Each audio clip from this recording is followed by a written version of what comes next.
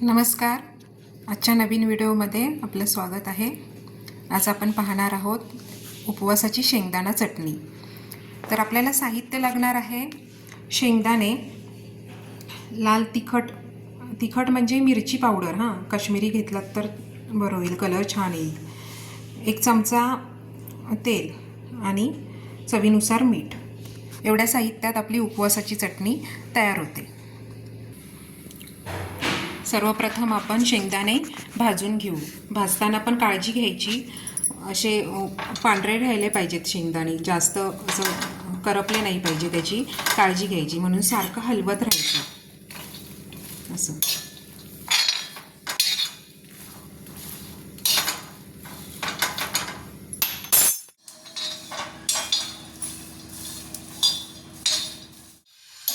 आपले शेंगदाणे भाजत आलेले आहेत. आता आपण गॅस बंद करू आणि तापलेल्या तव्यात अजून थोडा वेळ ठेवू, भाजून घेऊ. तापलेल्या तव्यात ठेवल्यावरती ना छान आतपर्यंत भाजले जातात आणि हीट पण जास्त लागत नाही. शेंगदाणे भाजून घेतलेले आहेत, ते थंड झाले आहेत. आता आपण त्याची सालं छान काढून घेऊ. थोडा वेळ थांबलं ना, थंड झाल्यानंतर सालं छान निघतात. ही बघा, आणि एकसारखे शेंगदाणे भाजलेत. असे सुपात घालून जर शेंगदाणे असे रगडून सोडलेत ना, तर ते छान सालं निघतात आणि पाखरायला पण सोपं जातं. सालं निघतात पटकन पाखरताना. शेंगदाणे भाजून सोलून तयार झालेले आहेत. आता आपण ह्याला मिक्सरच्या भांड्यात घालू.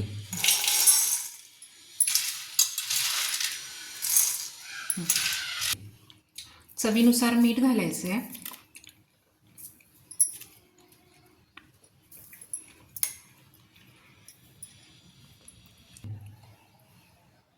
तिखट घालायचं आहे. तिखट म्हणजे उपवासासाठी आहे म्हणून मी मिरची पावडर घेतली आहे, त्याच्यात मिक्स कुठला मसाला नाही आहे. आणि तेल घालायचं. तेल घातल्याने काय होतं, मसाला पूर्ण शेंगदाण्यांना लागतो आणि चवही छान लागते. आता आपण मिक्सरला लावून घेऊ. मिक्सरला लावताना आपण बटन असं गोल फिरवतो ना, हे गोल पुढे फिरवायचं नाही आहे, मागे घ्यायचं आहे. असं 2-2 सेकंदासाठी मिक्सर चालू, कारण आपल्याला पूर्ण पीठ झालेलं नको आहे, अशी दाणेदार चटणी पाहिजे. ही बघा, चटणी तयार झाली आहे आपली. आपली चटणी तयार आहे. आपण एका भांड्यात काढून घेऊ.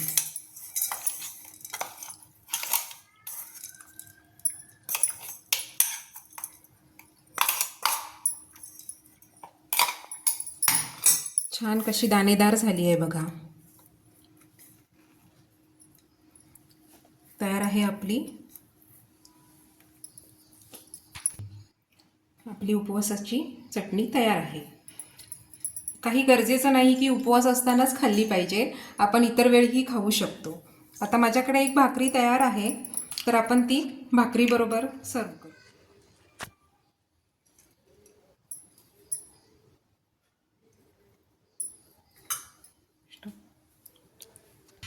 ही छोटी भाकरी मी केली आहे. लहान मुलांसाठी अशा भाकऱ्या छोट्या करून आपण देऊ शकतो, मुलांना आवडतील. असं रोल करून दिलात तरी चालेल, मुलं खेळता खेळताही खाऊ शकतात.